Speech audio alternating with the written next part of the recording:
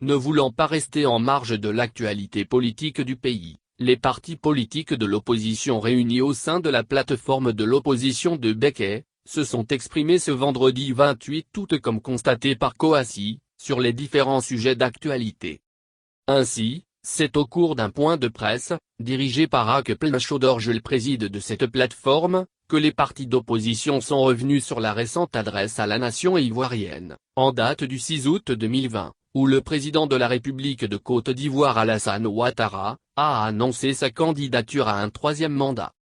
Cette déclaration, qui se devait être une adresse solennelle pour commémorer l'indépendance de notre nation et offrir une chance à la réconciliation, s'est muée en un discours de chef de parti politique en proie à une énième violation des textes constitutionnels qui régissent notre belle patrie, notamment ses articles 183 et 55. Pour cela, la plateforme de l'opposition de Békay note ce qui suit. Monsieur Alassane Ouattara assimile la gestion de l'État de Côte d'Ivoire à celle de son parti clanique, le RHDP. Il, de ce fait, ne considère que comme ivoiriens les membres de son parti. Il, ainsi, s'inscrit dans une posture de supra-citoyen en se plaçant au-dessus de la Constitution. Suite à cette annonce impertinente du président Alassane Ouattara, l'opposition dans son ensemble, a appelé à des marches spontanées et éclatées.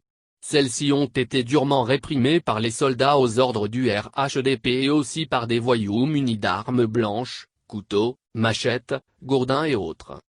Cette répression violente et haineuse a conduit à la mort de plusieurs personnes innocentes.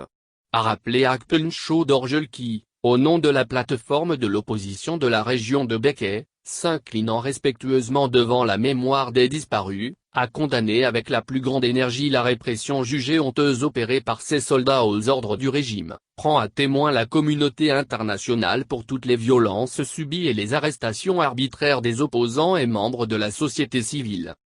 Appelle le président Alassane Ouattara à renoncer à cette aventure électorale pour laquelle il est constitutionnellement forclos, exige le rajout des noms du président Laurent Gbagbo, du Premier ministre Guillaume Soro et du ministre Charles Blé Goudé sur la liste électorale de 2020, réclame l'audit de la liste électorale actuelle, exige la libération sans délai des prisonniers politiques et des prisonniers d'opinion, notamment Pulchéri Ballet, exige la levée immédiate de l'interdiction des marches, demande au gouvernement de favoriser le retour des exilés politiques et enfin demande à la jeunesse de rester mobilisée pour mettre fin à la forfaiture orchestrée par le RHDP.